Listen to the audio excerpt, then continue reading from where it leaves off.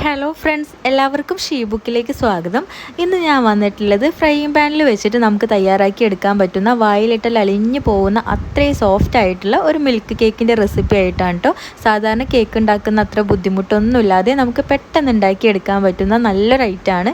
എല്ലാവർക്കും ഇഷ്ടപ്പെടും. അപ്പോൾ നമുക്കിത് എങ്ങനെയാണ് ഉണ്ടാക്കുന്നതെന്ന് നോക്കാം. ഇതിനായിട്ടൊരു ബൗളിലേക്ക് 3 മുട്ട പൊട്ടിച്ചൊഴിച്ചിട്ടുണ്ട്. ഇതിലേക്ക് 250 ml കപ്പിൽ 1/2 കപ്പ് പഞ്ചസാര ചേർത്ത് കൊടുക്കാം. ഇനി 1/4 ടീസ്പൂൺ വാനില എസൻസ് കൂടി ഒഴിച്ചിട്ട് നന്നായിട്ട് ഇതൊന്ന് അടിച്ച് പതിപ്പിച്ചെടുക്കണം. ഇതുപോലെ വിസ്കോ അല്ലെങ്കിൽ ഇലക്ട്രിക് ബീറ്ററോ വെച്ചിട്ട് നന്നായിട്ട് ഇങ്ങനെ പതിപ്പിച്ചെടുക്കണം. ഇനി ഇതിലേക്ക് 1/4 കപ്പ് മൈദയാണ് ചേർത്ത് കൊടുക്കുന്നത്. 250 ml കപ്പിൽ 1/4 കപ്പ് മൈദ കുറേശ്ശെ ഇങ്ങനെ ചേർത്തിട്ട് മിക്സ് ചെയ്തെടുക്കാം. അപ്പോൾ ഒട്ടും കട്ടയില്ലാതെ നല്ല സ്മൂത്തായിട്ട് മിക്സ് ചെയ്തെടുത്തിട്ടുണ്ട്. ഇനി ഇതിലേക്ക് 1 ടേബിൾ സ്പൂൺ സൺഫ്ലവർ ഓയിലാണ് ഒഴിച്ചു കൊടുത്തിട്ടുള്ളത്. അതുകൂടി ചേർത്തിട്ട് മിക്സ് ചെയ്യാം. ഇനി 1 ടീസ്പൂൺ ബേക്കിംഗ് പൗഡറും 1/4 ടീസ്പൂൺ ബേക്കിംഗ് സോഡ കൂടി ചേർത്ത് നന്നായിട്ട് മിക്സ് ചെയ്യാം. അപ്പോൾ ഇതാ ഇത്രയേ ഉള്ളൂ കേട്ടോ. നമ്മുടെ കേക്കിലേക്കുള്ള ബാറ്റർ റെഡി ആയിട്ടുണ്ട്. ഇനി നമുക്കിത് ബേക്ക് ചെയ്യാം. അപ്പോൾ അതിനായിട്ട് ഇതുപോലെ ഒരു ഫ്രൈയിങ് പാനാണ് എടുത്തിട്ടുള്ളത്. ഇതിൽ കുറച്ച് ഓയിലൊക്കെ ബ്രഷ് ചെയ്ത് കൊടുത്തിട്ടുണ്ട്. നമ്മൾ റെഡിയാക്കി വെച്ചിട്ടുള്ള ബാറ്റർ അതിലേക്ക് ഒഴിച്ചു കൊടുക്കാം. ഇനി ഇത് ബേക്ക് ചെയ്തെടുക്കാം. അപ്പോൾ അതിനായിട്ട് പ്രീഹീറ്റ് ചെയ്തിട്ടുള്ള ഒരു 10 മിനിറ്റ് പ്രീഹീറ്റ് ചെയ്തിട്ടുള്ള വേറൊരു പാനിൻ്റെ മുകളിലേക്കാണ് കേട്ടോ വെച്ച് കൊടുത്തിട്ടുള്ളത്. ഇനി ഇത് മൂടി വെച്ച് കൊടുക്കാം. ആവി ഒട്ടും പുറത്ത് പോവാതിരിക്കാൻ വേണ്ടിയിട്ട് ഇതുപോലെ എന്തെങ്കിലും ഒരു വെയിറ്റ് വെച്ച് കൊടുത്താൽ മതി. ഇനി ഇത് കുറഞ്ഞ തീയിൽ 20 മിനിറ്റാണ് കേട്ടോ ബേക്ക് ചെയ്തെടുത്തിട്ടുള്ളത്. കേക്ക് റെഡി ആയി കഴിഞ്ഞാൽ ഇത് ചൂടാറാനായിട്ട് മാറ്റി വെക്കാം. ഇനി ഒരു ബൗളിലേക്ക് 1.5 കപ്പ് പാൽ എടുത്തിട്ടുണ്ട്. അതിലേക്ക് 1/2 കപ്പ് പാൽപ്പൊടിയാണ് ചേർത്തിട്ടുള്ളത്. പിന്നെ മധുരത്തിന് ആവശ്യമായിട്ടുള്ള പഞ്ചസാരയും ചേർത്ത് നന്നായിട്ട് മിക്സ് ചെയ്യാം. ശരിക്കും ഇവിടെ പാൽപ്പൊടിക്ക് പകരം കണ്ടൻസ്ഡ് മിൽക്കാണ് കേട്ടോ ചേർക്കേണ്ടത്. ഞാനിപ്പോൾ അതില്ലാത്തതുകൊണ്ട് പാൽപ്പൊടി ചേർത്തതാണ്. പാൽപ്പൊടി ചേർത്താലും നല്ല ടേസ്റ്റാണ്.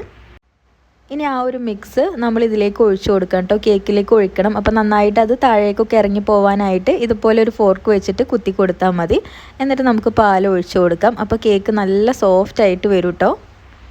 ഇനി വേണ്ടത് വിപ്പിംഗ് ക്രീമാണ് കേട്ടോ. ഞാൻ നേരത്തെ തന്നെ ബീറ്റ് ചെയ്ത് വെച്ചിട്ടുണ്ടായിരുന്നു. വിപ്പിംഗ് ക്രീം ബീറ്റ് ചെയ്തിട്ട് നമുക്കിതിൻ്റെ മുകളിൽ അപ്ലൈ ചെയ്യാം. അപ്പോൾ നല്ല പോലെ എല്ലാ ഭാഗത്തേക്കും ആക്കിയിട്ട് ഒന്ന് ലെവൽ ചെയ്ത് കൊടുത്താൽ മതി. ഇനി ഇതൊരു 10 മിനിറ്റ് നമുക്ക് ഫ്രിഡ്ജിൽ വെച്ചിട്ട് നല്ല പോലെ തണുപ്പിച്ചെടുക്കണം കേട്ടോ. അപ്പോഴേക്കും ഇതിലേക്ക് ഒരു സോസ് റെഡിയാക്കി എടുക്കണം. ഒരു സോസ് പാൻ സ്റ്റവിൽ വെച്ച് ചൂടാക്കി എടുത്തിട്ടുണ്ട്. ഇതിലേക്ക് 1/2 കപ്പ് പഞ്ചസാര ഇട്ട് കൊടുക്കാം. ഇനി ഒരു മീഡിയം ഫ്ലെയിമിൽ വെച്ചിട്ട് നമുക്കിതിനെ മെൽറ്റാക്കി എടുക്കണം. പഞ്ചസാര മെൽറ്റായിട്ട് ഇതുപോലെ ഈ ഒരു കളറായിട്ട്, അതായത് കാരമലായി വരുന്ന സമയത്ത് ഇതിലേക്ക് കുറച്ച് ബട്ടർ ചേർത്ത് കൊടുക്കാം. 2 ടേബിൾ സ്പൂൺ ബട്ടറാണ് കേട്ടോ ചേർത്തിട്ടുള്ളത്. ബട്ടർ ചേർത്തിട്ട് നന്നായിട്ട് മിക്സ് ചെയ്തെടുക്കണം. പിന്നെ ഇതിലേക്ക് വേണ്ടത് ക്രീമാണ്. ഞാനിവിടെ 1/2 കപ്പ് വിപ്പിംഗ് ക്രീമാണ് കേട്ടോ എടുത്തിട്ടുള്ളത്. ഇതിന് പകരം ഫ്രഷ് ക്രീമും എടുക്കാം കേട്ടോ. അപ്പോൾ ഇതാ ഞാനിപ്പോൾ വിപ്പിംഗ് ക്രീമാണ് എടുത്തിട്ടുള്ളത്. 1/2 കപ്പ് ചേർത്തിട്ട് നന്നായിട്ടൊന്ന് മിക്സ് ചെയ്ത് കൊടുക്കുന്നുണ്ട്.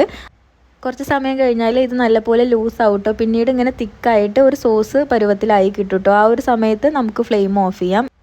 ഇനി ഇത് നല്ലോണം ചൂടാറിയതിന് ശേഷം നമ്മൾ ഫ്രിഡ്ജിൽ തണുപ്പിക്കാൻ വെച്ചിട്ടുള്ള ആ ഒരു കേക്കിൻ്റെ മുകളിലായിട്ട് ഇതുപോലെ ഒഴിച്ചു കൊടുക്കണം. നല്ലോണം ചൂടാറിയതിന് ശേഷമാണ് കേട്ടോ ഒഴിച്ചു കൊടുക്കുന്നത്. അപ്പോൾ എല്ലാ ഭാഗത്തേക്കും ഒഴിച്ചു കൊടുത്തിട്ടുണ്ട്. ഇനി ഇത് ഫ്രിഡ്ജിൽ വെച്ചിട്ട് നല്ല പോലെ തണുപ്പിച്ചിട്ട് നമുക്ക് ഇഷ്ടമുള്ള രീതിയിൽ കട്ട് ചെയ്ത് കഴിക്കാം കേട്ടോ. അപ്പോൾ ഇതിൻ്റെ മുകളിൽ നിങ്ങൾക്ക് വേറെ എന്തെങ്കിലും ഡെക്കറേഷനൊക്കെ കൊടുക്കണമെങ്കിൽ ചെയ്യാം. ഞാനിപ്പോൾ ഇങ്ങനെ മാത്രമാണ് ചെയ്തിട്ടുള്ളത്. അപ്പോൾ കണ്ടില്ലേ, നല്ല സോഫ്റ്റ് ആയിട്ടുള്ള വായിലിട്ടാൽ അലിഞ്ഞു പോകുന്ന അത്രയും സോഫ്റ്റ് ആയിട്ടുള്ള ഒരു പാൽ കേക്കാണ് കേട്ടോ. അപ്പോൾ നിങ്ങൾക്ക് ഇഷ്ടമായിട്ടുണ്ടെങ്കിൽ ട്രൈ ചെയ്ത് നോക്കിയിട്ട് ഫീഡ്ബാക്കൊക്കെ അറിയിക്കുക. താങ്ക്